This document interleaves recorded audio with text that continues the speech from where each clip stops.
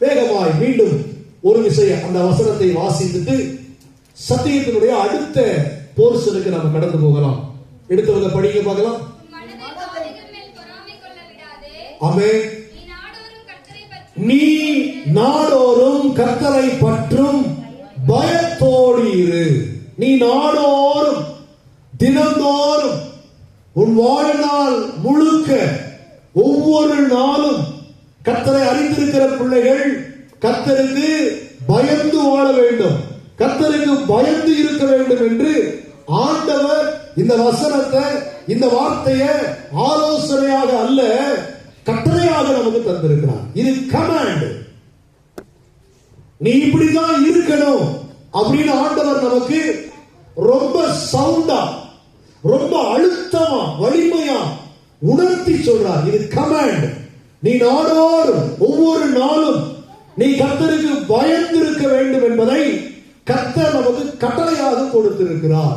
கர்த்தருக்கு நாம் பயந்து இருக்க வேண்டும். சொல்லுங்க, நான் கர்த்தருக்கு ஒவ்வொரு நாளும் பயந்து இருக்க வேண்டும்.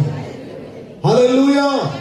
ஒவ்வொரு நாளும் நீங்க எங்க போனாலும், எங்க வந்தாலும், என்ன செஞ்சாலும், எங்க பேசினாலும், எங்க நீங்க பார்த்தாலும், எதை பார்த்தாலும், யார் பேசுகிறதை கேட்டாலும், எதை செய்யும்படி உங்க கால்கள் போனாலும், உங்க கைகள் நீட்டப்பட்டாலும், நீங்க ஒவ்வொரு அசைவிலும் ஒவ்வொரு செயலையும் கர்த்தருக்கு பயந்து நீங்க ஒவ்வொன்றையும் பண்ணணும் அப்படிங்கிறத பைபிள் ரொம்ப நமக்கு தெளிவாய் சொல்லுகிறது. ஹல்லேலூயா. அவருக்கு பயந்து இருக்கிறதுல இருக்கிற விசேஷங்கள்ல இன்றைக்கு அடுத்த பகுதிக்குள்ள நம்ம கடந்து போக போறோம். ஆவியானவர் நமக்கு உதவி செய்வாராக. என்னோடு சேர்ந்து வேத புஸ்தகத்தை திருப்பிக் கொள்ளுங்கள். மல்கியா தீர்க்கதரிசன புஸ்தகம். என்னோடு சேர்ந்து வேதத்தை எல்லாரும் திருப்பிக் கொள்ளுங்க. அதுல நீங்க கவனிக்க வேண்டிய வேத பகுதி மல்கியா தீர்க்கதரிசிக்கு கடந்து வாங்க. மல்கியா தீர்க்கதரிசன புஸ்தகத்தை எடுத்து 3ஆம் அதிகாரத்துல 16ஆம் வசனத்தை ஒருவர் வாசியுங்கள். அப்பொழுது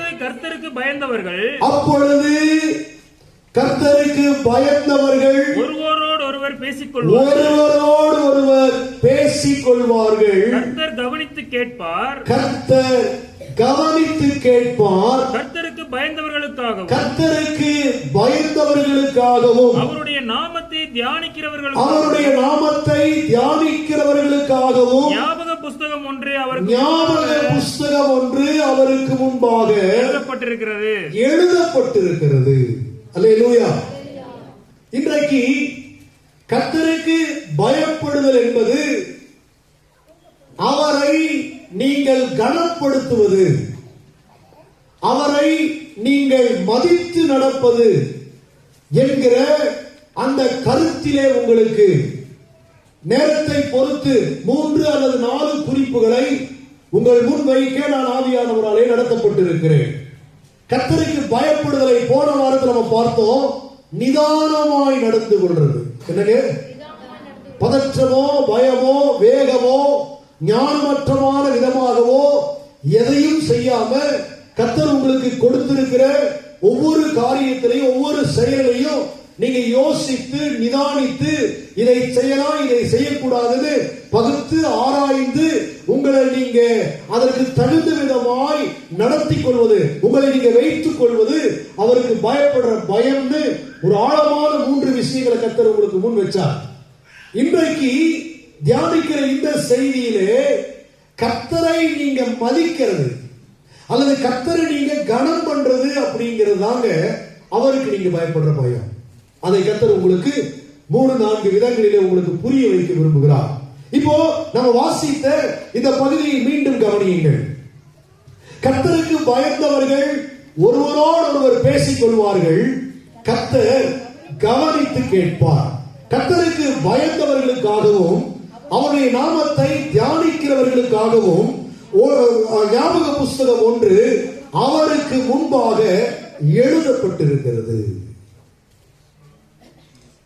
இப்போ ஆண்டவருக்கு பயந்தவங்க ஒருவரோடு ஒருவர் பேசிக் கொள்ளும் போது கர்த்தர் அவங்க பேசுகிறத கவனிப்பாங்க. யார் 2 பேர் கூடி பேசுறீங்களோ எல்லாரும் கவனிச்சுக்கங்க. யார் சிலர் கூடி பேசுகிறீர்களோ அங்கெல்லாம் கர்த்தர் அவங்க பேசுகிற பேச்சை என்ன செய்வார்னா கவனிப்பாராம். என்ன பேசிக்கிறாங்க அப்படிங்கிற ஆண்டவர் என்ன செய்வாரா? கவனிப்பாராம். எம்மாவூருக்கு போகிற வழியில சீசர்ல என்ன செஞ்சாங்கன்னா ஒருத்தரோட ஒருத்தர் பேசிக்கிட்டாங்க. மோசே நியாயப்பிரமாணத்துல தீர்க்கதரிசன புஸ்தகங்கள்ல எழுதப்பட்டிருக்கிற காரியங்களை எல்லாம் வச்சு பேசி ஆண்டவருடைய உயிர்த்தெழுதலை குறித்து அவங்க பேசிக்கிட்டு வரும்போது நீங்க கவனிச்சு பார்த்தீங்கன்னா பைபிள்ல போட்டிருக்குதுங்க, அவர்களுக்கு காணப்பட்டார்னு போட்டிருக்குது. அவர்களுக்கு அவர் வழியில இவங்க பேசிட்டு போகும்போது திடீர்னு ஆண்டவர் அவங்களுக்கு என்ன செய்யறாருன்னா அங்க தரிசனமாகி அவங்களுக்கு கர்த்தர் ஒரு உன்னதமான ரகசியத்தை புரிய வச்சார்னு போட்டிருக்குது. அதே மாதிரி நீங்க அப்போஸ்தலர் நடவடிக்கைகள்ல நீங்க படிச்சு பார்த்தீங்கன்னா 8ஆம் அதிகாரத்துல நம்ம வாசிக்கும் போது நீங்க பார்த்தீங்கன்னா அந்த 8ஆம் அதிகாரத்துல அங்க எருசலேமுக்கு வந்துட்டு போகிற ஒரு மந்திரியை குறித்து அங்க எழுதப்பட்டிருக்கிறது. அப்போஸ்தலர் பணிகள்ல நீங்க வாசிக்கும் போது எருசலேமுக்கு கர்த்தரை தொழுது கொள்ளும்படியாய் ஆராதிக்கும்படியாய் வந்துட்டு போன ஒரு மந்திரியை குறித்ததான விஷயம் அங்க எழுதப்பட்டிருக்கிறது நீங்க கவனிக்க முடியும். ஆமென். அதுல அந்த வந்த கண்டாகே என்பவருடைய மந்திரி என்ன பண்றான்னா போகிற பாதையில அந்த பிரயாணத்துல அவன் தீர்க்கதரிசன புஸ்தகத்தை வச்சு வாசிச்சுட்டு போயிட்டு இருக்கிறான். பிரயாணமா போகிற போது அவனுடைய நினைவு யார் பக்கமா இருக்குது? கர்த்தர் பக்கமா இருக்கு. இப்ப நீங்க பிரயாணம் போகும்போது போர் அடிக்குது அப்படிங்கும் போது நீங்க என்ன பண்ணுவீங்க? செல் எடுத்து நோண்டுவீங்க. இல்லைன்னா அந்த மாதிரி நீங்க உங்களை அந்த பஸ் பிரயாணத்துல உங்களை நல்லா வச்சுக்கிடுங்கிறதுக்காக பஸ்கள்ல பிளைட்ல இதுமா ட்ரெயின்கள் எல்லாம் நீங்க பார்த்தீங்கன்னா ட்ரெயின்ல இங்க நம்ம நாட்டில் வெளிதேசங்கள்ல நீங்க பார்த்தீங்கன்னா ஸ்பெஷல் டிவி வச்சிருப்பாங்க. அதுல செலக்ட் பண்ணிக்கலாம். நீங்க படம் பார்க்கிறீங்களா, கேம் விளையாடுறீங்களா, வேற ஏதாவது நீங்க டிப்ஸ் பார்க்க விரும்புறீங்களான்னு சொல்லி அதுல நிறைய இருக்கு, ஆப்ஷன்ஸ் நிறைய இருக்கும். அல்லது வீடியோ வேண்டாம் எனக்கு ஆடியோல நான் ஏதாவது கேட்க விரும்புறீங்க அப்படின்னு சொன்னா அவங்க ஹெட்போனோ இயர்போனோ கொடுத்துருவாங்க, கேட்டுட்டே போங்க அப்படின்னு. இல்லைன்னா இன்றைக்கு எல்லார் கையிலுமே மொபைல் இருக்குது, அதுல நீங்க கொண்டு போயிருவீங்க. அல்லது லேப்டாப் கொண்டு போய் நீங்க என்ன செய்வீங்கன்னா உங்களுக்கு வேண்டிய விஷயங்களை அந்த பிரயாண நேரத்தில் நீங்க பயன்படுத்துவீங்க. அங்க மந்திரி பிரயாணத்துல எருசலேமுக்கு வந்துட்டு தொழுதுட்டு ஆராதனை முடிச்சுட்டு தான் வீட்டுக்கு போயிட்டு இருக்கிறான். ஆராதனை முடிச்சுட்டு ஆராதனைக்கு வரும்போதுல ஆராதனை முடிச்சுட்டு வீட்டுக்கு போகிற பாதையில அவன் ஏசாயா தீர்க்கதரிசியுடைய புஸ்தகத்தை வாசித்துட்டு போகிறான். அதை கர்த்தர் கவனிச்சிருக்கிறார், அதை கர்த்தர் பார்க்கிறார். பார்த்து அந்த மந்திரிக்கு புரியுங்கிறத ஆண்டவர் கவனிக்கிறார். எனக்கு படிக்கிறான், ஏசாயா புஸ்தகம் படிச்சுட்டு இருக்கிறான். ஆனா அவனுக்கு அந்த ரகசியம் விளங்கல. அப்போ விலங்குல அவனுக்கு அது புரியல. ஆனாலும் ரொம்ப இன்ட்ரெஸ்டிங்கா அந்த புக் என்ன செஞ்சுட்டு இருக்கிறான், படிக்கிறான். அப்படிங்கிறத கண்டு கர்த்தர் என்ன பண்றாருன்னா தேவனுடைய ஊழியக்காரனாய் இருக்கிற சுவிசேஷகனாய் இருக்கிற பிலிப்புவினிடத்திலே கர்த்தர் பேசி அங்கே திருப்புகிறார். நீ போய் அந்த ரதத்துல ஒட்டிக்கொள், சேர்ந்துக. ரதம் போகிற வேகத்துல எப்படி இந்த தேவ மனிதன் அங்க திரும்பப்பட்டா ரொம்ப ஆச்சரியமா இருக்கு. ரதம் போயிட்டு இருக்கிற ஸ்பீடுக்கு இப்போ இந்த பிலிப்பு என்கிற தேவ மனுஷனை ஆவியானவர் கொண்டு போய் ரதத்துக்கிட்ட விடுறாரு. ஹல்லேலூயா. ரதம் போயிட்டே இருக்குது. தீர்க்கதரிசி இந்த சுவிசேஷகன் ரதத்தோடு ஓடிக்கிட்டே இருக்கிறான். அவன் ரதத்துல போயிட்டு இருக்கிற, அவன் காலால் போயிட்டு இருக்கிறான். அவனை கொண்டு போயிட்டு இருக்கிறது குதிரைகள், இவரை கொண்டு போயிட்டு இருக்கிறது பரிசுத்த ஆவியானவர். அப்போ இந்த தேவ மனிதன் அவனோடு தொடர்பு கொள்கிறான். அந்த மந்திரியோடு தொடர்பு கொண்டு பேச வைக்கிறார் ஆவியானவர். அப்போ இந்த போயிட்டு இருக்கிற தேவ மனுஷன் கேட்கிறார், ஐயா நீங்க வாசித்து போகிறீரே, உங்களுக்கு காரியம் ஏதாச்சும் விளங்குதா அப்படின்னு கேட்கும் போது அந்த ரதத்துல போயிட்டு இருக்கிற மந்திரி இந்த தேவ மனுஷனை உள்ளுக்குள்ள ஏறி அமரும்படியாய் செய்து அந்த மனுஷனிடத்துல தயவாய் சொல்லுகின்றார், எனக்கு புரியல, தீர்க்கதரிசி இங்க யாரை குறித்து பேசுகிறார். அப்போ சுவிசேஷகன் பிலிப்பு அந்த வாசித்துக் கொண்டு போகிற அந்த பேசேஜ் அந்த பகுதியை அவனுக்கு விளக்கி கொடுக்கும்படியாய் ஆவியானவரை வழிநடத்தி விளங்க வைக்கிறாரு. போகிற வழியிலேயே மந்திரிக்கு சத்தியம் புரிஞ்சிருச்சு, ஞானஸ்நானம் பெற்றுக் கொள்வதற்கு ஆயத்தம் ஆயிட்டான், தன்னை ஒப்பு கொடுக்கிறான், ரதத்தை நிறுத்த சொல்லுகிறான். போகிற வழியிலேயே இந்த தேவ மனிதனாலே ஞானஸ்நானம் பெற்றுக்கொண்டு ரட்சிப்பை பெற்றுக்கொண்ட அனுபவத்தோடு சந்தோஷமாய் அவன் நாட்டுக்கு போனான்னு ஆவியானவர் எழுதி வச்சிருக்கிறார். அல்லேலூயா. நீங்க பயணமா போகிற பாதையில கூட எதை பற்றிய சிந்தையோடு போறீங்கன்னு கர்த்தர் பார்க்கிறார். நான் சொல்றது கொஞ்ச நேரம் தெளிவாய் நீங்க கவனிக்கணும். தூங்கிடாதீங்க, சோர்ந்து இருக்காதீங்க, வேற எந்த நிலைகளுக்கு இடம் கொடுக்காதீங்க. கர்த்தர் உங்களுக்காக பேசுறார் நினைச்சு அவர் பேசுற வார்த்தை மிக தெளிவாய் கவனிச்சுட்டு இருங்க. நீங்க தனியா தான் பிரயாணம் போவீங்க, அல்லது பிரயாணமா யாரு கூட போனாலும் தனியா உங்களுக்குள்ள ஏதாவது ஒன்று ஓடிக்கிட்டு இருக்கோம். அந்த நினைவுகளை கூட தேவன் அறிந்திருக்கிறார். நினைவுகளை கூட கர்த்தர், நீங்க என்ன நினைச்சிட்டு இந்த வழியில போயிட்டு இருக்கிறீங்க, நீங்க ஒரு குறிப்பிட்ட விஷயத்தை எந்த அடிப்படையில் நீங்க டீல் பண்றீங்க, அந்த பிரச்சனை அந்த விஷயத்தை நீங்க எப்படி பாவிக்கிறீங்க, நீங்க எப்படி அந்த விஷயத்தை நீங்க எடுத்துக்கிறீங்க, நீங்க எப்படி அதை புரிஞ்சுக்கிறீங்க அப்படிங்கறது எல்லாம் கூட கர்த்தர் என்ன செய்யறாருன்னா கவனிக்கிறார். ஆமென். நம்ம எல்லாருக்கும் ஆராதனைக்கு வரும்போதாவது கொஞ்சம் பயம் இருக்கு கர்த்தரை பற்றி. இன்னைக்கு நான் எங்க போறேன், அதனால வழியில சத்துருக்களை எதிரிகளை எல்லாம் பார்க்கும்போது உங்களுக்கு ஒரு பயம் வரும். இவன் மேல எரிச்சல நான் போகக்கூடாது, எதுவா இருந்தாலும் போயிட்டு சில பேர் ஞாயிற்றுக்கிழமை சண்டை போட மாட்டாங்க. அது ஆராதனைக்கு வர்றதுக்கு முன்னாடி சொல்லுங்க, பொண்டாட்டி வழக்கமா திட்டுமா, அன்னைக்கு திட்ட மாட்டான்.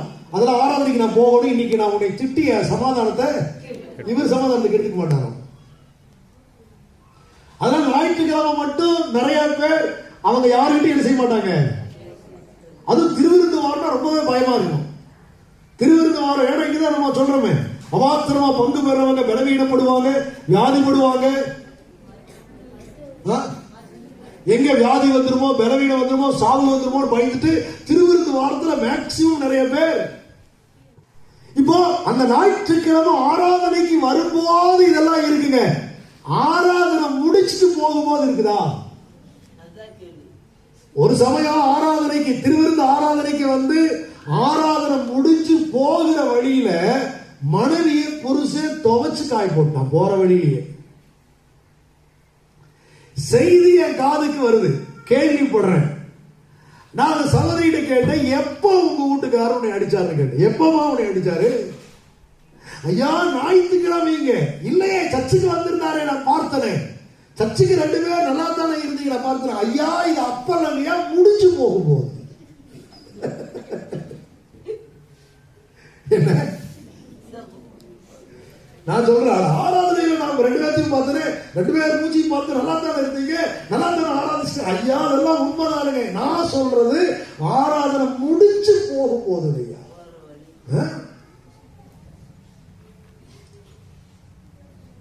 நான் மீண்டும் ஆச்சரியப்படுறேன். திருவிருந்து வாங்கிட்டு போனீங்க அந்த ஞாயிற்றுக்கிழமை தானுங்க ஐயா. எனக்கு இன்னும் டவுட் வருது. திருவிருந்து வாரத்துல திருவிருந்து வாங்கினாங்களே 2 பேர். நான் கேட்கிறேன், நீங்க 2 பேருமே திருவிருந்து வாங்கினீங்க தானே? அதெல்லாம் சரிதாங்க. போற வழியில இந்த ஆள் வாரேன்னு ஒரு இடத்துல நிக்க வச்சுட்டு ஒயின் ஷாப்புக்கு போனான்னு ஐயா. அப்படி சொல்லு. போய் போட்டு வந்தானுங்கய்யா. கொஞ்ச தூரத்திலே எங்க தேவையில்லாம ஒரு பிரச்சனை ஆரம்பிச்சா, வாய்க்கா மேட்டிலேயே என்னை துவைச்சிட்டானுங்கய்யா. இருக்கிறீங்களா? ஆலயத்துக்கு வரும்போது இருக்கிற பயம், கர்த்தரை பற்றி இருக்கிற அந்த உணர்வு ஆலயம் முடிஞ்சு போகும்போது உங்களுக்கு இருக்கா? நிறைய வெளி தேசங்கள்ல சர்ச்சிலேயே அவங்களுக்கெல்லாம் அங்கெல்லாம் நிறைய இடம் புலமெல்லாம் இருக்கு. நம்மள மாதிரி ஜனம் பெருத்த நகரங்கள் எல்லாம் இல்ல, அதெல்லாம் ஜனம் குறைவான நகரங்கள் தான். அங்கெல்லாம் நீங்க பார்த்தீங்கன்னா சர்ச் அப்படின்னாவே சர்ச்சோட சேர்ந்து ஒரு பெரிய கிரவுண்ட் இருக்குதுங்க, பெரிய அளவுல இடங்கள் இருக்குது. மேக்சிமம் நான் நிறைய தேசங்கள்ல பார்க்கிறத கேள்விப்படுறத நான் உங்களுக்கு சொல்றேன். சபையோடு சேர்ந்து ஒரு பெரிய ஏரியா உங்களுக்கு இருக்குது. அதுல என்டர்டைன்மெண்ட்ஸுக்கு நிறைய விஷயங்கள் வச்சிருக்காங்க. குழந்தைங்க விளையாடுறதுக்கு பார்க் மாதிரி வச்சிருக்காங்க, பெரியவங்க விளையாடுறதுக்கு டென்னிஸ் கோர்ட் இருக்குது, ஃபுட்பால் கோர்ட் இருக்குது, பேஸ்கெட் பால் கோர்ட் இருக்குது, இன்னும் கிரிக்கெட்டுக்கான மைதானம் இருக்குது. இன்னும் சொல்ல போனா பாஸ்டே ஆராதனை முடிஞ்சு அவங்களோட விளையாடுறாங்க. ஆமாங்கய்யா, நான் தான் அடிக்கடி யோசிச்சிருக்கேன், ஐயா கூட நம்ம கூட சேர்ந்தாங்க விளையாடலாமா?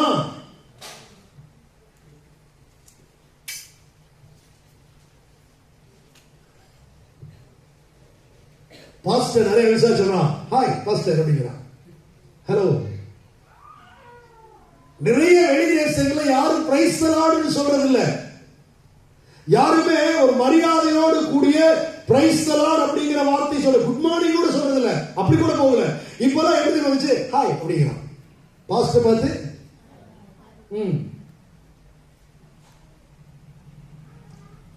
சொல்லக்கூடாதா, என்னை திரும்பி கேட்க கூடாது. கர்த்தருக்கு பயப்படுறது அப்படிங்கறதுல ஒரு விஷயம் இருக்குதுப்பா, எல்லாரும் நல்லா கேட்டுக்கங்க. கர்த்தருக்கு பயப்படுறதுங்கிறது நீ அவரை எப்படி கனம் பண்ற, அவரை எப்படி நீ மதிக்கிற அப்படிங்கிறது தான். நீங்க என்னை பார்த்து கேட்கற அதுக்கு இதுக்கு என்னங்கய்யா, கர்த்தரை மதிக்கிறதுக்கும் இங்க ஒருத்தரோடு ஒருத்தர் பேசிக்கிறதுக்கு என்னங்கய்யா நீ கேட்கிற, அப்படிதானே? அப்படிதான் உங்களுக்கு தோணுது.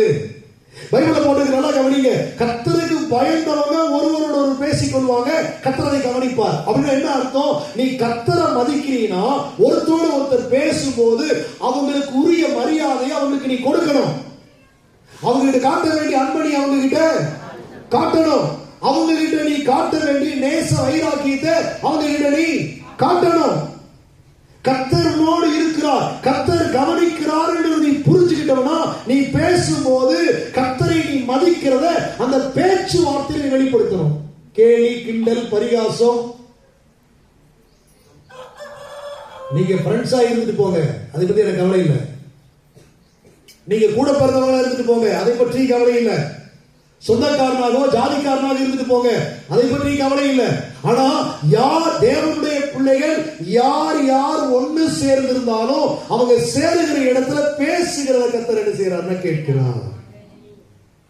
அல்லேலூயா. சில நேரம் நம்ம ஒருத்தரிட பேசுகிற வார்த்தையில கவனம் செலுத்த மாட்டோம். அது இந்த போன்ல பேசுற பார்த்தீங்கன்னா ரொம்ப தாறுமாறா பேசுற நிறைய பேர் இருக்கிறாங்க. போன்ல நேர்ல பார்த்தா கூட, நேர்ல பேசினா கூட கொஞ்சம் மரியாதையோடு பேசுவாங்க. கொஞ்சம் அவங்களுக்கு உரிய அந்த இடத்தை கொடுத்து, போன் எடுத்துட்டா சில பேருக்கு என்ன பேசுறதுன்னு தெரியாது, யார்கிட்ட பேச கசமுசன்னு பேசுகிறத நம்ம கேள்விப்படுறோம். கர்த்தர் உங்களை கவனிக்கிறார். கர்த்தருக்கு பயப்படுறியா? உடம்பு ஒரு என்ன வரணும், நான் பேசும்போது யாருக்கு பார்க்கிறேன், யார் கேட்கிறா? கர்த்தர் கவனிக்கிறார். புருஷ, மனைவி, பிள்ளைகள், பெற்றோர், ஊழியக்கார, விசுவாசிகள் சும்மா இஷ்டத்துக்கு நான் உங்களை பேசக்கூடாது, நீங்க என்னை பேசக்கூடாது. இதுக்கெல்லாம் நடுவில் யார் நிக்கிறா?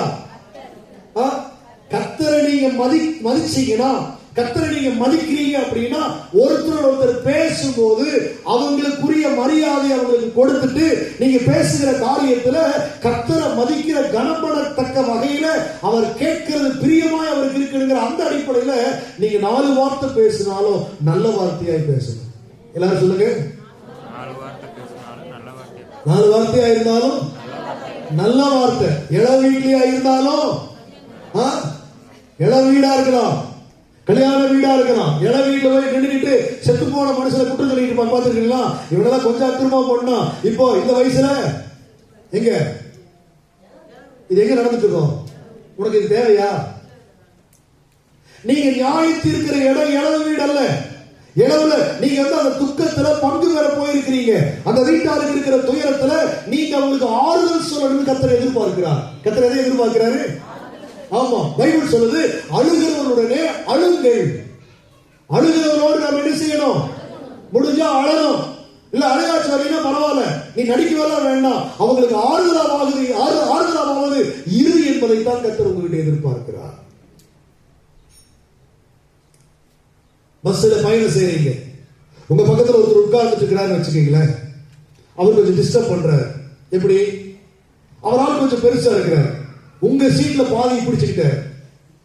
என்ன பண்ற? அவருடைய உடல் சைஸ் அப்படி. நீங்க அந்த சைஸ் தான், நீங்க தான் அவருடைய சீட்ல பாதி வச்சிருப்பீங்க. சொல்லுங்க, நான் சொல்றது உங்களுக்கு விளங்கணும். இப்போ அந்த நியூசன்ஸ் தருகிற உங்களுக்கு இடைஞ்சலா இருந்து உங்களை எரிச்சலூற்ற ஒரு நபர் இருக்கிறார் பாத்தீங்களா, அவரை நீங்க எப்படி ட்ரீட் பண்றீங்கிறத கூட கர்த்தர் என்ன செய்யறாரு? அப்போ என்னதான் பண்ணி தொலைகிறது யோசிக்கிறீங்க. இதெல்லாம் பிரச்சனை எனக்கு மாறுமா? மாறுதியா? அதனாலதான் நீங்க கர்த்தர் கவனிக்கிறார்னு போட்டிருக்குது. நீங்க ஒருத்தரோடு தொடர்பு கொள்ளும் போதே போன்லயோ நேர்லயோ எதுலயோ பைபிள் ரொம்ப அழகா சொல்லுது, ஒருவரோடு ஒருவர் கர்த்தருக்கு பயந்தவங்க ஒருவரோடு ஒருவர் பேசும்போது பேசிக்கொள்ளுகிற போது கர்த்தர் என்ன செய்யறாருன்னா கவனிக்கிறார். அப்போ கர்த்தரனை கவனிக்கிறார் அப்படிங்கறத குறிச்சு உங்களுக்கு ஒரு உணர்வு வருது பாத்தீங்களா? அந்த அந்த உணர்வு தான் உங்களை என்ன பண்ணுதுன்னா, அவர் கவனிக்கிறார், அவர் பார்க்கிறார் அப்படிங்கும் போது உங்களை டீசெண்டா நடக்க வைக்குது. ஆமென். இந்த பீடி குடிக்கிறவங்க, இந்த சிகரெட் குடிக்கிறவங்க, வேற ஏதாவது ஒரு இந்த அவங்களுக்கே தெரியும் இதெல்லாம் ஒரு குற்றம் மாதிரி, இதெல்லாம் ஒரு தீமை, இதெல்லாம் ஒரு பாவம் அப்படிங்கிற மாதிரி அவங்களுக்கே தெரியும். அந்த மாதிரி விஷயத்தை செய்யறவங்க எல்லாம் நீங்க கவனிச்சு பாருங்க, அவங்க மரியாதைக்குரிய நபரா, ஒருவேளை அப்பாவோ அம்மாவோ ஒரு அண்ணனோ ஒரு உறவுல ஒரு அக்காவோ அல்லது ஒரு வயதானவரோ அல்லது ஊழியக்காரரோ அல்லது வேறு ஏதாவது மதிக்கப்படத்தக்க லெவலில் இருக்கிற ஒருத்தர் அவங்க எதிர்க்க பார்க்கிறாங்கன்னா டக்குன்னு அவங்க செய்யற செயல் என்ன செஞ்சுருவாங்க தெரியுமா? சொல்லுங்க. ஒரு சமயம் ரோட்ல நம்ம விசுவாசி ஒருத்தர் அப்படியே சிகரெட் பத்த வச்சுட்டு அப்படின்னு வந்துச்சுக்கிறாரு. அவர் எதிர்பார்க்கவே இல்லை என்னை சந்திப்பார், நானும் எதிர்பார்க்கவே இல்லை. சரியா? இப்ப வேற வழி இல்லை, அவர் நடந்து வந்துட்டு இருக்கிறார், நான் ஆப்போசிட்ல பைக்ல வந்துட்டு இருக்கிறேன். இப்போ இவர் நல்லா பீடி வச்சு உரிகிறார், இழுக்கிறார். அப்படிங்கும் போது என் பைக் பக்கத்தில் வந்துருச்சு. வண்டியில் இருந்து பிரைஸ் லாட் பெறுவார் அப்படின்ட்டு நான் உணர்ச்சி பண்ணிட்டேன். நானும் சரியா கவனிக்கல, கவனிச்சிருந்தா நான் நிறுத்திட்டு இருக்க மாட்டேன். நானும் கவனிக்கல, கவனம் குறைவா நானும் நம்மால் போறாரு அப்படிங்கிறா நிறுத்தி பிரைஸ் லாட் அப்படின்னு இழுத்துட்டார். இப்ப ஒரு பிரச்சனை என்ன? உள்ள இழுத்தவருக்கு கையில சிகரெட் இருந்தா கூட சிகரெட் டக்குனு பின்னாடி கொண்டு போயிட்டாரு. இப்ப எனக்கு அவர் பிரைஸ் லாட் சொல்லணும், புகை உள்ளுக்குள்ள நீ முழுக்க முடியாது. அவரும் உண்மையாலுமே சொல்றேங்க, அவரை மீறி கண்ட்ரோல், அது அது அவுட் ஆஃப் கண்ட்ரோலா மூக்குல வராங்க. ஒரு மாதிரி ஆகி அவருக்கு இருமல் வர ஆரம்பிச்சிருச்சு. ஐயோ, நான் ஒண்ணும் பண்ணல, வண்டி எடுத்துட்டேன். அப்புறம் இல்லையா அப்படிதான் கேட்க வரீங்க, அப்புறம் என்ன அப்பா இந்த மாநகரத்தை வேற நீ விளக்கமா நான் சொல்லணுமா? வண்டி எடுத்து வீட்டுக்கு வந்துட்டயா? அப்புறம் என்ன? அப்புறம் ரொம்ப எதிர்பார்த்துட்டு இருக்கீங்க. இவர் யாரா இருந்தா என்ன அப்படின்னு இழுத்த போது என்னை பார்த்து அப்படின்னு விட்டுட்டு பிரைஸ் காலியா அப்படின்னு தானே, அப்படின்னு தானே. அது போய் ஐயோ ஐயா வச்சேன். நீங்க செய்யற இந்த மாதிரி காரியங்களை நீங்க மதிக்கிற ஒருத்தருக்கு முன்னாடி, நீங்க உயர்வா நினைக்கிற ஒரு கணத்திற்குரியவரா நினைக்கிற ஒருத்தருக்கு முன்னாடி செய்வீங்களா? செய்ய மாட்டாங்க. எப்படி அதை அணைக்கிறாங்க, எப்படி அதை மறைக்கிறாங்க, எப்படி அதை முழுங்குறாங்க, எப்படி அதை ஒழிக்கிறாங்கன்னு அவங்களுக்கே டக்குனு பண்ணிடுவாங்க. இப்ப நீங்க விளைவிக்கீங்க, நான் ஒருத்தரை மதிக்கும் போது அவங்களுக்கு முன்னாடி தீமையான விஷயத்தை நான் செய்யறது இல்லை. ரைட்? அப்படித்தானே? கெட்ட வார்த்தை பேசுறவங்க மதிக்கிற ஆட்களை பத்த வச்சுட்டு பேச மாட்டாங்க. இவரு இருக்கிறாருன்னு பாக்குறேன். ஆமா, எங்க உறவுகள் சில பேர் இருக்கிறாங்க, மாப்பிள்ளை மச்சன மாதிரி இருக்கிறாங்க. அவங்க எல்லாம் நான் கூட இருக்கிறேன், அவங்க ரொம்ப டிஸ்டர்பன்ஸ். ஏன் தெரியுமா? இவரை வச்சுட்டு ஒன்றும் பேச முடியாது. நான் வரணும்னு விரும்புவாங்க, ஆனா அவங்களோட நான் இருக்க கூடாது. இவரு தான் ஒரு கேலி கிண்டல் பண்ண முடியாது, இவரு தான் நாம எதையும் பத்த வைக்க. அப்ப நாம இருக்கிறவங்களுக்கு அவங்களுக்கு எப்படி என்ன அப்படின்னு கேட்டீங்கன்னா ஒரு மரியாதை. கர்த்தருடைய ஊழியக்காரன் என்ன இருந்தா நமக்கு என்னதான் தம்பினாலும் என்னதான் மாப்பிள்ளை மச்சானாலும் கர்த்தருடைய ஊழியக்காரன் அல்லவா அப்படிங்கிற அந்த தனக்கு பாடம் கற்பிக்கிற ஆசிரியருக்கு முன்னாடி ஒரு மாணவன் புகைப்பிடிப்பானா? நான் சொல்ற நல்ல மனிதனாக செய்ய மாட்டான். ஆசிரியர் வயசானவராக இருந்தாலும் செய்ய மாட்டான். அப்பாவுக்கு முன்னாடி செய்வானா? சில வீட்டுல அப்பாவும் மகனுமே சேர்ந்து அடிக்கணும், அது வேற விஷயம். அதெல்லாம் குடும்பமானு எனக்கு தெரியல. மாமனார் மருமகன் உண்ணா உட்காந்து இருக்கிறான், அதெல்லாம் விளங்குமான்னு எனக்கு தெரியல. நீங்க ஒருத்தர் பார்க்கும் போது, உங்களில ஒருத்தரை உயர்வா நினைக்கும் போது சில தீமைகளை ஒருத்தரை நீங்க மதிக்க அப்படின்னா நீங்க அவரை மதிக்கிறீங்கன்னு அர்த்தம். பைபிளுக்கு என்ன போட்டிருக்கு? கர்த்தருக்கு பயந்தவர்கள் ஒருவரோடு பேசும்போது கர்த்தர் கவனிப்பார் போட்டிருக்குதா. இந்த பயம் இருந்துச்சுன்னா நீங்க கர்த்தரை மதிக்கிறீங்க அப்படிங்கிறத உங்க வார்த்தைகள்ல வெளிப்படுத்துவீங்க. என்னங்க நீங்க பேசுற அப்படின்னா என்ன அர்த்தம்? கெட்ட வார்த்தை அதுல சொல்லுங்க. கெட்ட வார்த்தை, ஒருத்தரை உடைக்கிற வார்த்தை வராது, ஒருத்தரை காயப்படுத்துற வார்த்தை வராது, ஒருத்தரை கஷ்டப்படுத்துற வார்த்தை, அப்போ ஒருத்தர் மேல சாபமா கூறுகிற வார்த்தை அப்ப நீங்க சகிக்க மாட்டீங்க. அப்ப கர்த்தர் கவனிக்கிறாருன்னு ஒரு எண்ணம் சாபம் கொடுப்பீங்களா? கர்த்தர் கேட்கிறாருன்னு ஒரு பயம் இருந்துச்சுன்னா அவரை நீங்க மதிக்கிறீங்க. அப்படி போது நீங்க தீதான காரியத்தை பேசுவீங்களா? சொல்லுங்க. பைபிள் போட்டிருக்கு பாருங்க. அது ரொம்ப அழகா வசனத்துல நீதிமொழிகள்ல சாலமோன் ரொம்ப அற்புதமா காட்டி தருவார். அதை மட்டும் நீங்க எனக்காக எடுத்து அந்த குறிப்பிட்ட பகுதியை நான் உங்களுக்கு காண்பித்து கொடுக்க விரும்புகிறேன். என்னோடு சேர்ந்து நீங்க வாசிக்க பார்க்கலாம். நீதிமொழிகள் 16ஆம் அதிகாரத்துல 17ஆம் வசனத்தை எடுத்து ஒருத்தர் படிங்க. 16-17. தீமையை விட்டு விலகுவதே செமையானவர்களுக்கு சமனான பாதை. தன் நடையை கவனித்திருக்கிறவன் ஆத்துமாவை காக்கிறான். இந்த தீமையை விட்டு விலகிறது அப்படிங்கறத இன்னொரு விதமா சாலமோன் காட்டுறார். நீதிமொழிகள் 8ஆம் அதிகாரத்துல 13ஆம் வசனம் பாருங்க. நீதிமொழிகள் 8:13 பாருங்க. தீமையை வெறுப்பதே கர்த்தருக்கு பயப்படும் பயம். கர்த்தருக்கு பயப்படுகிற பயம். இப்போ தீமை பேச்சுல கூட இருக்கக்கூடாது. தீமை எதுல இருக்கக்கூடாது? பேச்சு. தீமையானது பேசக்கூடாது. தீங்காய் ஒன்னும் செய்யக்கூடாது. அப்போ இந்த தீமை எந்த ரூபத்தில் இருந்தாலும் அது விளக்கிக்கிறது தான் அவரை நீங்க மதிக்கிறீங்கிறதுக்கான அர்த்தம். யோபு பற்றி யோபு புஸ்தகம் சொல்லுது. கர்த்தருக்கு யோபு பயந்ததுனால பைபிள் போட்டுருக்குதுங்க. பொல்லாப்பு செய்யல யோபு. அந்த புஸ்தகம் காட்டுற அதை கொஞ்சம் நீங்க புரிஞ்சுங்க. 1ஆம் அதிகாரம் யோபு புஸ்தகம் 1ஆம் அதிகாரத்துல 1ஆம் வசனத்தை நீங்க பாருங்க. தேசத்திலே யோபு என்னும் பேர் கொண்ட ஒரு மனுஷன் இருந்தான். அந்த மனுஷன் உத்தமனும் சன்மார்க்கனும். இப்ப கவனிங்க. தேவனுக்கு பயந்து பொல்லாப்புக்கு விலகுகிறவன் அப்படின்னு என்ன அர்த்தம்? தீமை செய்யல, பொல்லாப்புக்கு விலகினார்னா தீமை செய்யறத மறுத்தார். தீமை செய்ய மாட்டேன்னு முடிவோடு இருந்தார். தீமையான காரியத்தை செய்யாதபடிக்கு கவனமாக இருந்தார். பைபிள் அதுக்கு என்ன ரீசன் போட்டது தெரியுமா? கர்த்தருக்கு பயந்து. என்ன? அப்போ நீங்க தீமைக்கு போகல, தீமையான ஒன்ன பார்க்கல, தீமையான ஒன்ன கேட்கல, தீமையான ஒன்ன பேசல, தீமையான ஒரு விஷயத்தை நீங்க நடைமுறைப்படுத்தல அப்படின்னா அதுக்கு என்ன தெரியுமா மீனிங்? நீங்க கர்த்தரை மதிக்கிறீங்கன்னு அர்த்தம். இன்னொரு விதமா உங்களுக்கு சொன்னா கர்த்தருக்கு பயப்படுறீங்க. இன்னைக்கெல்லாம் இது நம்ம சொல்ல போறோம்னு வச்சுக்கீங்களேன், நிறைய பேர் புரிந்து கொள்ளாத அநேக பேர் வேறு விதமா என்ன செய்யறாங்கன்னா பேசுகிறார்கள். 2 பேர் நீங்க கூடுறீங்க, 2 பேர் நீங்க இருக்கிறீங்க அப்படின்னாவே நீங்க நல்லா புரிஞ்சுங்க, நம்ம நடுவிலே கர்த்தர் இருக்கிறார். எங்கே? நாமத்தினாலே.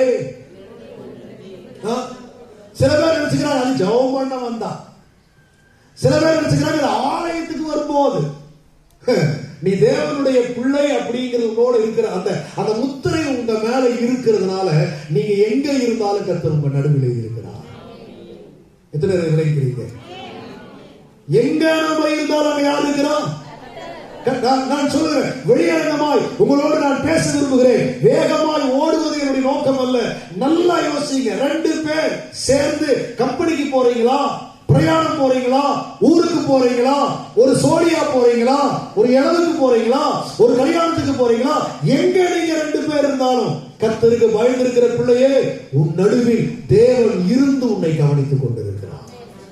அப்படின்னா என்ன அர்த்தம்? நீங்க எங்க போனாலும் எங்க வந்தாலும் நானோரும் கர்த்தரை பற்றி பயத்தோடு இருந்து சொல்லுங்க. அப்படின்னு நடத்துறது தெரியுமா? கர்த்தர் உன்னோடு இருக்கிறபடினால நீ கர்த்தரை மதிக்கிறாய் என்பதை உன்னுடைய செயல்களில் எல்லாம் நீ காட்டு.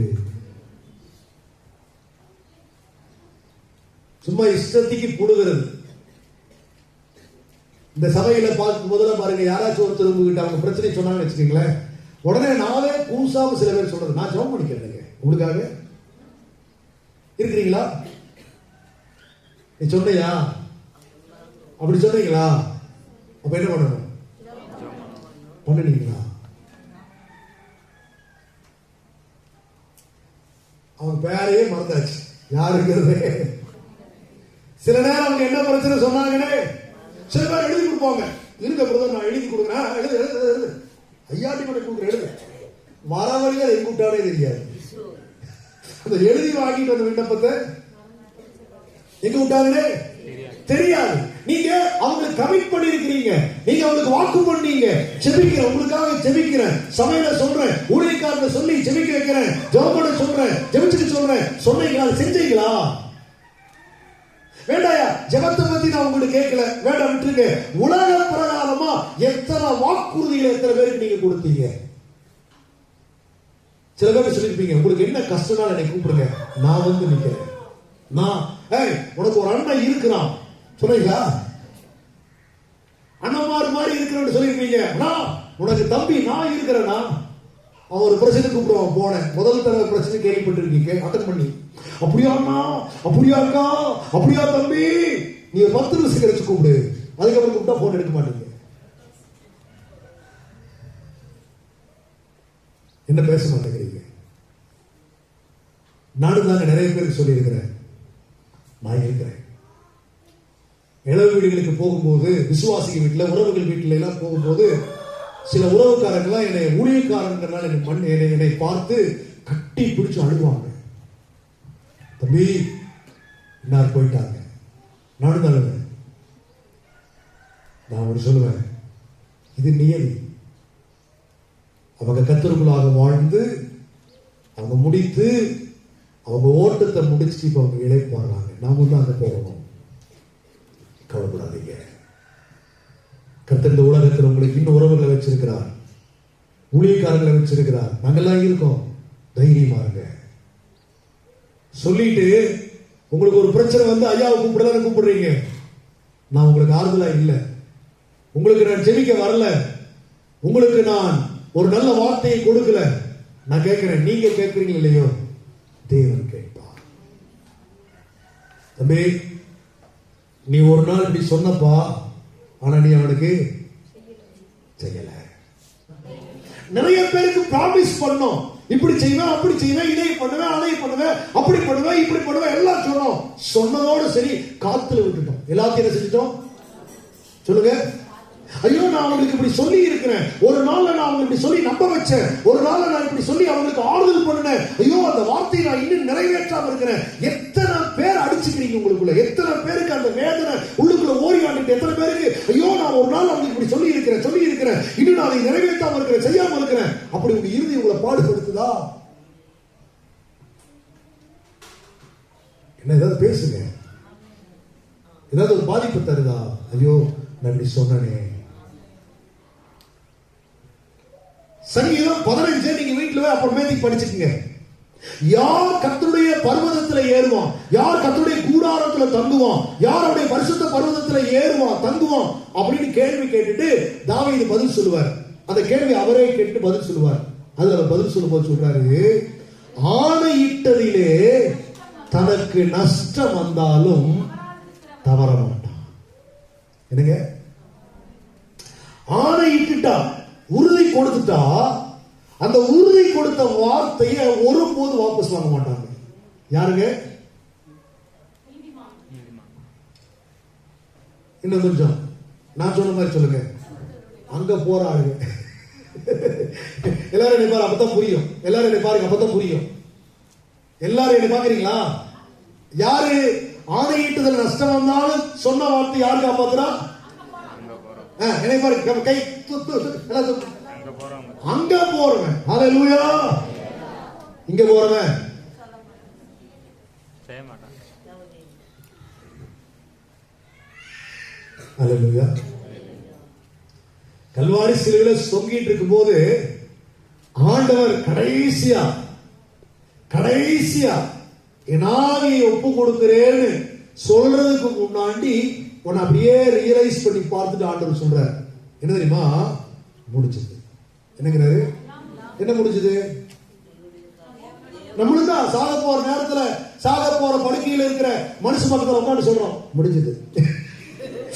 நாம தான் சொல்றோம். நாம சொல்றோம் முடிஞ்சதுக்கு அர்த்தம் வேற. ஆண்டவர் சிலுவையில் தொங்கிட்டு இருக்கும் போது முடிந்ததுன்னு சொன்னதுக்கு அர்த்தம் அது தெரியுமா? அர்த்தம் எனக்கு கையளிக்கப்பட்டது, எனக்கு ஒப்பு கொடுக்கப்பட்டது, நான் நிறைவேற்றணும்னு சொல்லி பிதா எனக்கு குறித்திருந்தது, என்னை பற்றி அவருடைய சித்தத்தை, நான் ஊழியத்தை, இந்த உலகத்துல செய்ய வேண்டிய ஊழியத்தை, நான் சிலுவையில சகிக்க வேண்டிய காரியங்கள் எல்லா தரப்புலையும் ஆண்டவர் யோசித்து பார்த்துட்டு சொல்றாரு, எல்லாத்தையும் நான் கம்ப்ளீட்டா பெர்ஃபெக்ட்டா நான் செஞ்சுட்டேன், நான் முடிச்சிட்டேங்கிற டிக்ளரேஷன் தான். அதைத்தான் சிலுவையில் அவர் என்ன செய்யறாருன்னா முடிந்ததுன்னு சொன்னார். உங்க சரீரத்தை விட்டு ஜீவன் போறதை பார்த்து ஒருத்தர் முடிஞ்சதுன்னு சொல்லக்கூடாது. ஜீவன் போறதுக்கு முன்னாடி நீங்க சொல்லணும். அதுதான் அப்போஸ்தலன் பவுல் சொன்னாரு, நல்ல போராட்டத்தை நான் இந்த உலகத்துல என்ன செஞ்சிருக்கிறேன், போராடி இருக்கிறேன், எனக்கு கொடுக்கப்பட்ட ஓட்டத்தை நான் முடிச்சிருக்கிறேன், விசுவாசத்தை, எனக்கு கொடுக்கப்பட்ட விசுவாசத்தை நான் காத்துட்டு இருந்திருக்கிறேன், எனக்கு இதுவரை இது முதல் எனக்கு என்ன செய்யப்பட்டிருக்கிறது, நீதியின் கிரீடம் எனக்கு மட்டும் இல்லை, என்ன போலவே யாரெல்லாம் இருந்தாங்களோ அவங்க எல்லாருக்கும். அல்லேலூயா. நம்ம நிறைய விஷயத்துல, நிறைய காரியத்துல நம்ம கிட்ட பாராட்டப்பட வேண்டிய விஷயம் நிறைய இருக்குதுங்க. ஆனா நீங்க ஒண்ணு புரிஞ்சுக்கங்க, என்னிடத்துல இருக்கிற எல்லா விஷயமுமே ஏற்றுக்கொள்ளப்படத்தக்கதாக இருக்க வேண்டும். என்னுடைய ஒரு மைனஸ், உங்ககிட்ட இருக்கிற ஒரு குறை, உங்ககிட்ட இருக்கிற ஒரு சின்ன பிழை, உங்ககிட்ட இருக்கிற ஒரு சின்ன தவறுதல், உங்ககிட்ட இருந்த ஒரு சின்ன பாவம், உங்ககிட்ட இருந்த ஒரு தேவனுக்கு விரோதமான ஒரு சின்ன செயல் கூட உங்களை தகுதியற்ற நிலைமைக்கு கொண்டு போயிருக்கிறோம். அல்லேலூயா. இயேசு சொன்னார், நீதி செய்கிறவன் பரிசுத்தமாகிறவன். போதும்பா, நீ நீதிக்கு வந்துட்டு அப்படி எங்கேயாச்சும் எழுதிருக்குதா? போதும், நீ பரிசுத்தமாயிட்டு அப்படி எழுதிருக்குதா? நீங்க நல்லா கவனிச்சுங்க. நீங்க அடிக்கடி நினைக்கிற, எனக்கு இந்த பரிசுத்தம் பத்தாது, இந்த நீதி எனக்கு பத்தாது, இப்ப என்கிட்ட இருக்கிற உத்தமம், இந்த உண்மை குணம், அப்படி நீங்க நினைக்கணும். போதுமோ இந்த பக்தியில வாழ்ந்து பரலோகத்துக்கு போனா, அப்படி நிர்பந்தத்துல யாரையும் பரலோகம் ஏற்றுக்கொள்றதில்லை. பரலோகத்திற்கு நல்லா கேட்டுக்கங்க, பரலோகத்துக்கு எப்படியோ இருக்கிற மனுஷர் தேவையில்லைங்க, பரலோகத்திற்கு பெர்ஃபெக்ட்டான மனுஷர் தான் அங்க தேவை. அல்லேலூயா. எல்லாருக்குமே பரலோகத்தை கர்த்தர் கொடுத்துருவாருன்னா அப்புறம் இங்கேயே நாம இப்படி வாழ்ந்துட்டு இருக்கணும். ஆமெனா? அத சொல்லுங்க. எல்லாருக்கும் அல்ல, எல்லாருக்கும் அல்ல, எல்லாருக்கும் அது இல்ல, அப்படி இல்ல, அப்படி எழுதப்படவே இல்லை. ஒரு கூட்டம் இருக்கு, அதுக்கு பேர் நீதியின் கூட்டம். ஒரு கூட்டம் இருக்கு, அதுக்கு பேர் தேவனை தரிசிக்கிற கூட்டம். ஒரு கூட்டம் இருக்கு, அது தேவனை முன்னிட்டு வாழ்ந்த கூட்டம். ஒரு கூட்டம் இருக்குது, அதுக்கு பேரு தேவனை ஆராதித்த கூட்டம், தேவனுக்காக சகித்த கூட்டம், தேவனுக்காக தன்னை ஒப்பு கொடுத்த கூட்டம், தேவனுக்காக ஜீவனை பொருட்படுத்தாத ஒரு கூட்டம். அதற்கு மட்டும்தாங்க பரலோகம் திறந்திருக்கிறது. ரெண்டு பேர் சேர்ந்தாவே கடவுளை பற்றிய பயம் காணாம போயிடுது. தோல் மேல தோல் போட்டுக்க, மடி மேல மடி வச்சு படுத்துக்க, தலை சாய்க்க மடி கொடுத்தாலும் சரி, அல்லது மடி கொடுத்ததுனால தலை சாய்க்கிட்டாலும் சரி, என்ன வேணாலும் பண்ணிக்க, அது முக்கியம் இல்ல. நீ அதுல உன்னை கவனிக்கணும், இங்க கர்த்தர் என்னை கவனிக்கிறாருங்கிறத தெரிஞ்சு நீ எப்படி அவரை மதிக்கிறாய். அல்லேலூயா. ஆமென். நீங்க எங்க யாருகிட்ட எதை தேடுறீங்க, எதை எதிர்பார்க்கிறீங்க, எந்த மாதிரி பேச்சுக்களை விட்டீங்க, எந்த மாதிரி வாக்குறுதிகள் கொடுத்தீங்க, அதுல இருக்கிற உண்மை என்ன, அதுல இருக்கிற நேர்மை என்ன, அதுல இருக்கிற நியாயம் என்ன, அதுல இருக்கிற கண்ணியம் என்ன, அதுல இருக்கிற உத்தமம் என்ன, அதுல இருக்கிற பயபக்தி என்ன, அதுல இருக்கிற தேவனை பற்றுகிற விஷயம் என்ன, எத்தனை எல்லாத்தையுமே தேவன் அதுல சர்வே பண்றாங்க. அந்த நேரத்துல கர்த்தர் கண்டுபிடிச்சிடுறாரு. அல்லேலூயா. சமாரி ஏற்றுக்கொள்ளாத சமாரியரை வானத்திலிருந்து அக்கினி இறக்கி அழிச்சிடலாமா அப்படின்னு பர்மிஷன் கேட்கும் போது, எங்களுக்கு அனுமதி கொடுங்க ஆண்டவரே கேட்கும் போது, ஆண்டவர் அவங்களுக்கு அனுமதி கொடுத்தாரா? கண்டிக்கிறார். நீங்கள் இன்னும் ஆவி உடையவர் என்பதை அறியீர்களா? சொல்லி போட்டு கோபத்தின் பிள்ளைகள் பேர் வேற வச்சு விட்டார். என்ன பண்ண பேர் இப்போ? கோபத்தின் பிள்ளை. இன்னொரு சொன்ன இடி முழக்க மக்கள். என்னங்க இடி முழக்கம்? பாக்கலாம் சொல்றான், பாக்கலாம் சொல்லிருப்பான், இடி முழக்கம், இடி முழக்கம், கோபக்காரா. என்ன அவங்க மட்டப்படுத்துறதுக்கா? அல்ல, அவர்கள் மனம் திரும்பணும்.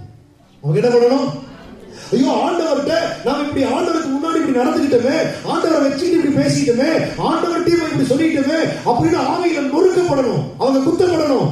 இனி ஒருபோதும் அந்த மாதிரி காரியத்தை பைபிள்ல நீங்க கவனிச்சு பாருங்க. அதற்கு பிறகு வந்த காலங்களில் கவனிச்சு பாருங்க. அந்த யோவான் அந்த யாக்கோபும் எவ்வளவாய் மாறினாங்க தெரியுமா? ஒரு இடத்துல ஆண்டவர் கடிந்து கொண்டதுனால அவங்க எவ்வளவாய் மாறினாங்க தெரியுமா? அதுல யோவான் அன்பின் அப்போஸ்தலன் அழைக்கப்படுறாரு. யோவான் எப்படி அழைக்கப்படுறாரு? அன்பின் அப்போஸ்தலன்.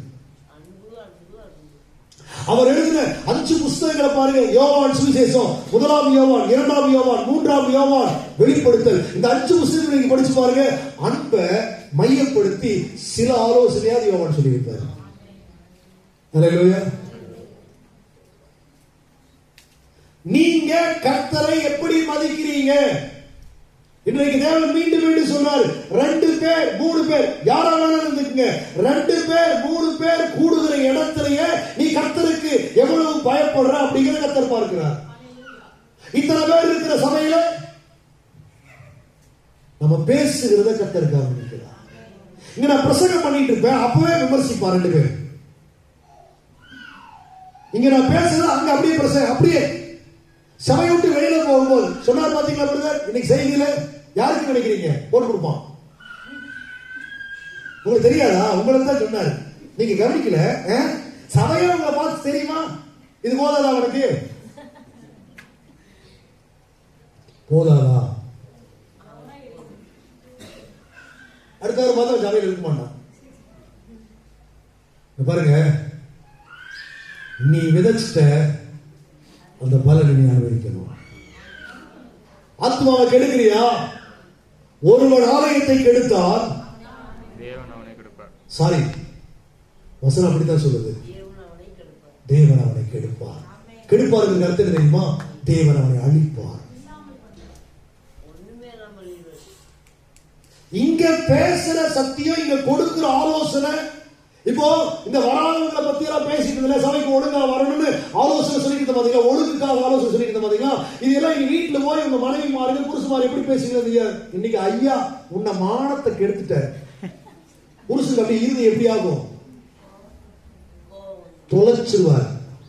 இங்க பேசுறதுக்கு மீறி போய் ஏதாவது போட்டு விட்ட சொல்லித்தான் அனுப்புறேன். அல்லேலூயா. நான் இங்க எப்படி சொன்னேன்? நான் இங்க எப்படி சொன்னேன்? இல்ல, நான் இங்க எப்படி சொன்னேன்? சில பேருக்கு நீங்க வரும்போது அப்புறம் சிஸ்டர், அப்புறம் பிரதர், எப்படி உங்க வீட்டுல எப்படி இருக்கிறாங்க அப்படின்னு கேட்பேன். டக்குனு பேர் வரும், பேர் வராம போகும். அங்க வீட்டுக்கு போனா ஐயா கேட்டாரா? அவரையும் உடனே கேட்டார்.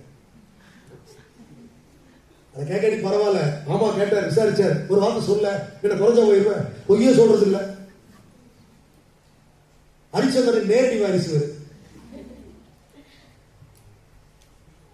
அந்த ஆத்மா எதை எதிர்பார்க்க இல்ல, இப்படி கூட சொல்லலாம். இல்ல ஐயா பேச முடியல என்னங்களா, உன்னையெல்லாம் அவர் எங்க நினைக்கிறார்? அவருக்கு இப்பெல்லாம் புதுசு புதுசா நிறைய வராங்க. நம்மளை எல்லாம் அவர் என்ன செய்யறது இல்ல, நல்லா கண்டுபிடிச்சிட்டேன். வெளிப்பாடு ஒரு நாள் இருக்குதியா, நீயும் நானும் நியாயசனத்துக்கு முன்பாக வந்து நிற்க வேண்டும். அல்லேலூயா. எங்க வரணும்? நல்லா சொல்லுங்க, நல்லா கெத்தா பயபக்தியோடு சொல்லுங்க பார்க்கலாம். நியாயாசனத்திற்கு முன்பாக நான் வர வேண்டும். நினைக்கும் போதே சிலிர்க்குதுங்க. நியாயாதிபதியா அவர் வீற்றிருப்பார். அங்க யாருக்கு இரக்கம் இல்லை, அங்க பாரபட்சம் இல்லை, யாருக்குமே அங்க எந்த விதமான பார்சியாலிட்டி கிடையாது. எல்லாரும் தேவனுடைய நியாயாசனத்திற்கு முன்பாக நியாயம் விசாரிக்கப்படுகிற விதத்தில் வந்து நிற்பார்கள், நிற்க வேண்டும்.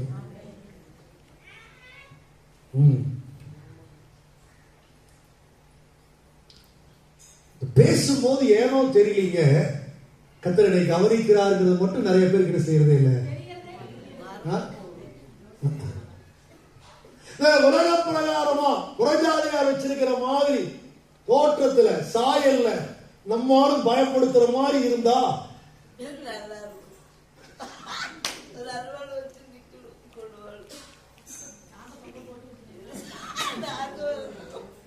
பே அப்படிங்கிற மாதிரி.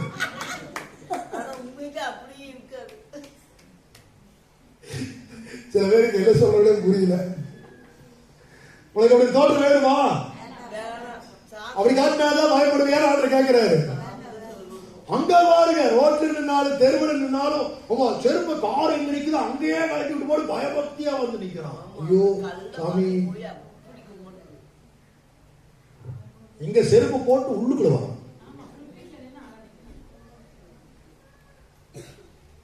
இன்னும் சில பேர் புரியல, உனக்கு புரியாமே இருக்கு.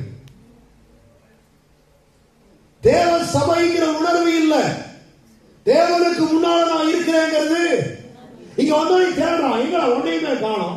என்னன்னு கேட்டு பாருங்க, எங்க சாமின்னு கேட்கிறான். அட பாவி, அதுக்கு தான் கர்த்தரை ரட்சித்து இங்க கொடுத்து வச்சிருக்கிறார். இங்க வந்து தேடுறியா எங்கேன்னு? அவர் ஆவியாக இருக்கிறார். அவர் ஸ்பிரிட் ஆஃப் காட். ஹல்லேலூயா. அவர் ஆவியாக இருக்கிற தேவன்.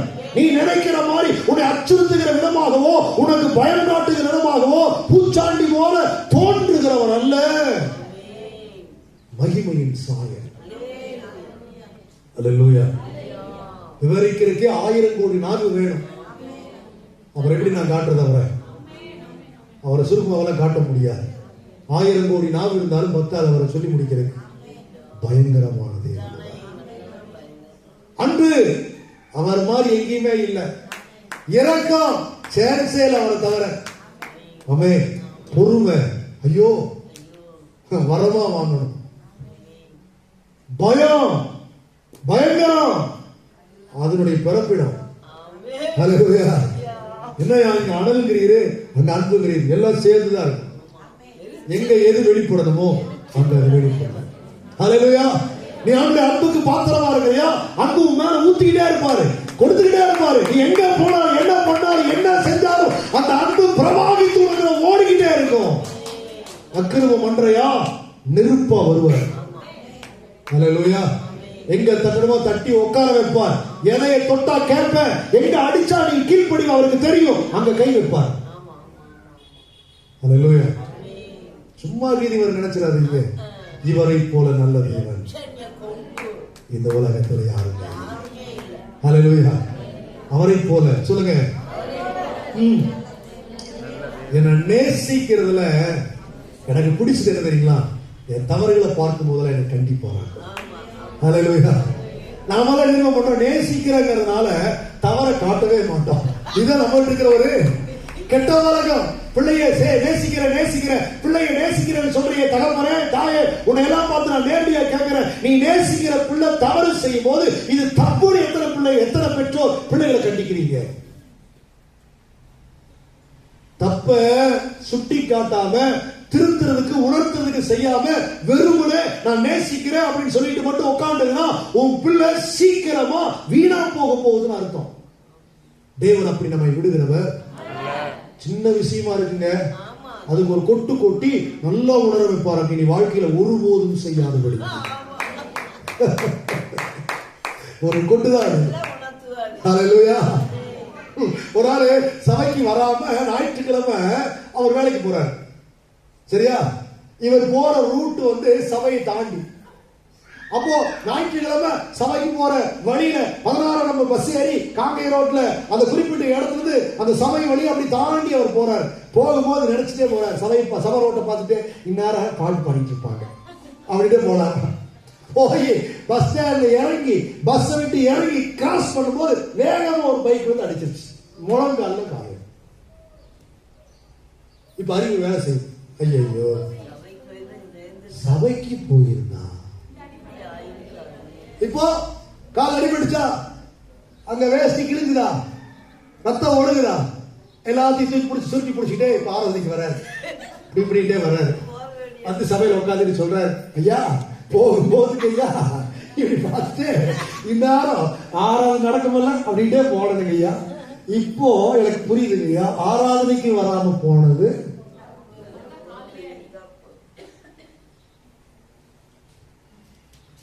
நீங்க நல்லா ஒண்ணு புரிஞ்சுக்கீங்க. தேவைப்பட்டா அப்படி செய்வார், உணர்த்துகிறார். உன்னை அவர் கவனிக்கிறாருங்கிறத காட்டுகிறார். நமக்கு அதெல்லாம் ஒண்ணுமே தோன்றதில்லை. 2 பேர் 3 பேர், நீங்க நல்லா புரிஞ்சுங்க, பேசுகிறதையே கர்த்தர் கவனிக்கிறார். பேச்சே அப்ப கரெக்டா இருக்குன்னா செயல் ஆமா. நீங்க தீமையானதை செய்யாதீங்க, தீமைக்கு போகாதீங்க. கர்த்தரை மதிக்கிறீங்க, கர்த்தரை நீங்க கனம் பண்றீங்க, கர்த்தருக்கு நீங்க அவ்வளவு உங்க வாழ்க்கையில முக்கியத்துவம் கொடுத்திருக்கிறீங்க அப்படிங்கிற பயபக்திய உங்க எல்லா செயல்களிலுமே மற்றவங்களுக்கு முன்னாடி வெளிப்படுத்துங்க. ஆமென். சின்னதா இருக்கலாம், பெருசா இருக்கலாம். சின்னதையும் விட்டுறாதீங்க, பெருசையும் விட்டுறாதீங்க. சில இது இவ்வளவு சீரியஸ் ஆகும் நான் நினைக்கல. அப்படி நம்ம நிறைய நேரம் சொல்லுவோம் பாத்தீங்களா, இது இவ்வளவு பிரச்சனையா மாறினாலே கர்த்தருடைய விஷயத்துல, கர்த்தருடைய சமூகத்துல நீங்க நினைச்சது சின்ன சின்ன விஷயங்களா பெரிய இஷ்யூவா மாறிடும். அல்லேலூயா. பைபிள்ல சில பேரை கர்த்தரே அடிச்சார்னு போட்டுருக்குது. கர்த்தர் அடிச்சதுனால அவங்க செத்தாங்கன்னு போட்டிருக்கோம். அப்போ ஏழி வீட்டு மேல ஆண்டுடைய சாபம் வருது. என்ன தெரியுமா சாபம்? ஏழுடைய வீட்டு மேல என்ன தெரியுமா சாபம்? கொஞ்சம் நல்லா கவனிச்சுக்கங்க. உங்களுக்கு தெரிஞ்சிருக்கிற விஷயங்கள் இருக்கலாம், தெரியாது இருக்கலாம். நான் ஒன்ன மட்டும் சொல்றதுக்கு இன்னைக்கு காலை வேளையில் நான் உணர்த்தப்பட்டதை நான் உங்களுக்கு சொல்றேன் கேளுங்க. ஏழியின் வீட்டுல, ஏழியுடைய வம்சத்துல அதுக்கப்புறம் வயசானவங்க யாரும் இருக்க மாட்டாங்கன்றார் ஆண்டவர். என்னன்றாரு? ஓ சந்ததியில, உன் குடும்பத்துல அடுத்தது யாரும் இருக்க மாட்டாங்க அப்படின்னு என்ன அர்த்தம்? உங்களுக்கு என்ன புரியுது? அப்படின்னு என்ன அர்த்தம்? இளா வயசுலயே, வாழ வேண்டிய வயசுலயே உன் இனத்துல, உன் குடும்பத்துல அதுக்கப்புறம் ஜனங்க சாக ஆரம்பிப்பாங்க. அப்படிதான் அர்த்தம். சொல்லிட்டு கர்த்தர் என்ன சொன்னாரு? அதனால உன் 2 பிள்ளைகளுக்கு நடக்கிறதே அதுக்கு அடையாளமா இருக்கும். ஓப்பனி பிணைகாஸ் ஒரே நாள்ல மறைச்சு போனாங்க. அதுல ஒருத்தனுடைய மனைவி நிறைமாத கர்ப்பிணியாக இருந்தா. அவ கர்ப்பத்துல இந்த செய்தியை கேட்டு வேதனை அடைந்து பிள்ளையை பெற்றா. அந்த பிள்ளை வெளிப்படும் போது அவன் சொன்னான், இஸ்ரவேலை விட்டு கர்த்தருடைய மகிமை போயிடுச்சு அப்படின்னு சொல்லி அந்த பிள்ளைக்கு இக்கபோத்துன்னு பேர் வச்சா. ஹலோ, ஆண்டவர் சில நேரம் சில விஷயங்கள் எல்லாம் நீங்க நினைக்கிற மாதிரி எளிமையா விட்டுருவார் நினைச்சிடாதீங்க. உன் குடும்பத்துல வயசானவங்க இருக்க மாட்டாங்க, பரவாயில்ல, அது நடக்கட்டும். அதுக்கு ஆரம்பத்தை ஆண்டு சொன்னார் பாத்தீங்களா, அது உன் பிள்ளைகள் ஆரம்பிக்கிறார். எங்க ஆரம்பிக்குது? அது எங்க ஆரம்பிக்குது? நிறைய சில நேரம் சில வீடுகளுக்கு போவேன், சின்ன சின்ன வயசுல எல்லாரும் விதவைகளா இருப்பாங்க. யார கேளுங்க, புருஷன் இல்ல, புருஷன் இல்ல, புருஷன் இல்ல, புருஷன் இல்ல, அவர் செத்துட்டா, எல்லாம் அப்படி லிஸ்டா சொல்லிட்டே வருவாங்க. சில வீட்டுக்கு போனோம்னா அங்க நீங்க பாத்தீங்கன்னா அந்த வீட்டுல ஒரு குடும்பத்துல பிறக்கிற ஒவ்வொரு பிள்ளைகளும் பாத்தீங்கன்னா ஊனமா இருக்கும். சிலதெல்லாம் பாத்தீங்க இப்படி ஏதாவது ஒரு வித்தியாசமா ஒண்ணு இருக்குங்க, ஏதாவது ஒரு வித்தியாசமா இருக்கு. நமக்கு நிறைய நேரம் தெரியல இதெல்லாம் கர்த்தரால இப்படி நடக்குதுங்கிறது நமக்கு தெரியாம இருக்கு. எதை நீங்க பண்ணாலும், எங்க நீங்க போனாலும், எதை பார்த்தாலும், எதை கேட்டாலும், எதை செய்தாலும் கர்த்தரை மதிக்கிறீங்க அப்படிங்கிறத வெளிப்படுத்துங்க. சில பேர் சொல்லுவோம், இது சர்ச்சு சபை அப்படிலாம் பேசக்கூடாது, நான் அப்படித்தான் பேசுவேன். பார்த்துக்கிறீங்களா? சில பேர் சொல்லுவாங்க, அவங்க எல்லாம் ஊழியக்காரங்க, அவங்களுக்கு பேசாதீங்க, அப்படித்தான் பேசணும் அப்படின்னு. பார்த்துக்கிறீங்களா? ஏதோ ஒரு வெறியில, ஏதோ ஒரு வேகத்துல, ஏதோ ஒரு கோபத்துல, ஏதோ ஒரு விதமான துணிவுல, குடிகார மாதிரி அந்த நேரம் உங்களை பெரிய பலவான் மாதிரி நினைச்சு ஏதாவது அள்ளி வீசுவீங்க. ஆனா அதற்கு நீங்க தேவனிடத்துல கணக்கு கொடுக்க வேண்டும். பைபிள்ல போட்டிருக்கு. அந்த புக்குக்கு பேர் என்னவா? மலையாள படிச்சு அந்த புக்குக்கு பேர் என்ன? ஞாபக புஸ்தகம். அதுக்கு பேரு அப்படின்னு என்ன அர்த்தம்? கர்த்தரே மறந்தாலும் அந்த எழுதின புஸ்தகத்தை, அந்த எழுதப்பட்ட புஸ்தகத்தை தூதன் கொண்டுதான் மீட்டுவான். ஐயோ கடவுளே, இவனை பத்தி இன்னைக்கு இருக்குது, எங்க ஆண்டவரை விட்டுட்டீங்க, இந்த மணிமாறனை நல்லா விட்டீங்களே ஆண்டவரே அப்படின்னு ஒருத்தர் வந்து நீட்டிடுவான். தம்பி, இன்னைக்கு நான் தான் கிடைச்சுனா எவ்வளவு அடிச்சாலும் தாங்க, அதான் சிறப்பு.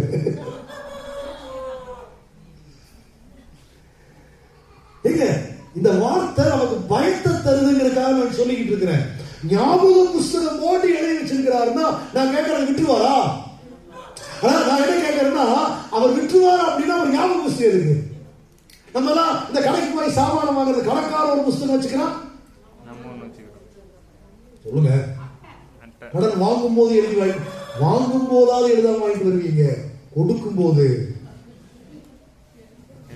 இந்த நாலு தேதியில இந்த நேரத்துல அட்டை போடுற பழக்கம் இல்லையா? நாங்களும் அட்டை தான் போடுவோம். சொல்லுங்க, எழுதுறோமா பதிவு பண்றோமா? எதுக்கு? ஞாபகத்துக்கு தான். மறந்து தொலைஞ்சுட்டா ஐயோ அப்புறம் என்ன பண்றது, அநியாயமா அப்புறம் நான் இழந்துடும். அதனால எழுதி வச்சுக்கோ தவறாம. அது தேவைப்படுற இடத்துல வந்து புத்தகத்தை எடுத்துட்டு என்ன செய்வோம்? இங்க பாருங்க, எழுதி வச்சுக்கிற பாருங்க, படிச்சு பாருங்க. படிப்பே இல்லைனாலுமே எழுத படிக்கிறது குடிச்சு எழுதலாம். சாமி தங்க எழுதி கொடுறாங்க கொஞ்சம், அப்படி எழுதி வேற என்ன செஞ்சுக்கிறோம்? உங்களுக்கே அது அவ்வளவு தேவையா? ஹலோ, இப்ப சொல்லுங்க, என் ஆண்டவருக்கு அது எவ்வளவு தேவை? கவனிக்கிறார், கர்த்தரை கவனிக்கிறார். பயப்படுறவங்க எல்லாரும் நல்லா புரிஞ்சுக்குங்க, பயப்படுறவங்க எல்லாரும் கர்த்தர் கவனிக்கிறார் என்பதனால மரியாதையோடு நடந்து கொள்ளுங்கள் என்று சொல்றார். அவருக்கு கொடுக்கிற கனம் எங்கே? ஆண்டவர் இடத்துல கேட்பார், நான் பிதா என்று சொன்னால் எனக்கான கனம் எங்கே? நான் எஜமான் சொல்றீங்களே, அப்படியானா எனக்குரிய கனம் எங்கே அப்படின்னு ஆண்டவர் கேட்கிறார். சும்மா வாயில மட்டும் ஓட்டுற பிதாவே, ராஜாவே, தேவனே கொஞ்சம் விட்டா போதும். ஆராதிக்கும் போதெல்லாம் ஊழியம் பண்ணவே சொல்லுவாரா, உங்க நாமத்தினால பிசாசு துரத்துறதுங்க ஆண்டவரே, உங்க நாமத்தினால அங்க தீர்க்கதரிசனம் எல்லாம் சொல்லணுங்க ஆண்டவரே, சந்தக்கடைக்கு முன்னாடி நீங்க பேசுறீங்க ஆண்டவர், பிரசங்கம் பண்ண அந்த கூட்டத்துல 1000 பேர் ஒப்பு கொடுத்தா உங்களுக்கு தெரியுங்க ஆண்டவரே. நாளைக்கு ஒரு சூழ்நிலை வந்துச்சுன்னா என்ன போக என்ன எல்லாரும் கேட்டுங்க, ஒரு நெருக்கடி வந்துச்சுன்னா ஆண்டவர் தப்பிக்கிறதுக்கு நாளைக்கு வழி தெரியல. என்ன சொல்றது? ஆண்டவரே ஐயா சொல்லி நான் நிறையா காலம் சர்ச்சுக்கு போய் ஜெபம் பண்ணி இருக்கிறேன் ஆண்டவரே. எட்டி மிதிப்பாரு அக்கிரம செய்கைக்காரனே. தீர்க்கதரிசனம் சொன்னேன், பிசாசு துரத்தினேன், வியாதிஸ்தரை குணமாக்குனேன், எல்லாம் நீ பண்ண, ஆனா உன்னுடைய வாழ்க்கை நல்லா இல்லை. அதில் கர்த்தர் சொல்றாரு, அக்கிரம செய்கைக்காரனே என்னை விட்டு அகன்று போ. நம்ம செஞ்ச ஊழியம் கூட என்ன ஆகுது? கர்த்தருடைய சித்தத்துக்கு நான் வாழாம, நான் எனத்தை பண்ணியிருந்தாலும் ஆண்டவரை மதித்து கனப்படுத்தி நான் நடக்காம, எனத்தை செஞ்சிருந்தாலும் கோபாக்கினி நாள்ல அதுல ஒண்ணு கூட எனக்கு உதவி செய்யாது. அது ஒண்ணு கூட எனக்கு முன்னாடி நின்று தேவ கோபத்தை ஆற்றவே ஆற்றார். தயவு செய்து விலகிக் கொள்ளுங்கள். கர்த்தரை நான் எப்படி மதித்து நடக்கிறேன், அது ரொம்ப முக்கியம். 2 பேர் ரகசியமா பேசிட்டு இருக்கலாம், 2 பேர் உல்லாசமா இருக்கும் போது பேசிட்டு இருக்கலாம், 2 பேர் உங்க யோசனைப்படி போயிட்டு இருக்கிற வழிகளில் பேசிட்டு இருக்கலாம், 2 பேர் ஆராதனைக்கு வருகிற வழித்தளத்தில் பேசிட்டு வரலாம், 2 பேர். பிரச்சனை என்ன தெரியுமா? நீ அவர் இருக்கிறாருங்கிற கவனத்தோடு, அந்த எச்சரிக்கையோடு, அந்த மரியாதையோடு நீ எப்படி நடந்துகிட்ட, அதைத்தான் தேவன் பார்த்துக்கிட்டே இருக்கிறார். சோ அவருக்கு பயப்படுறதுல நீங்க அவர் கனம் பண்ற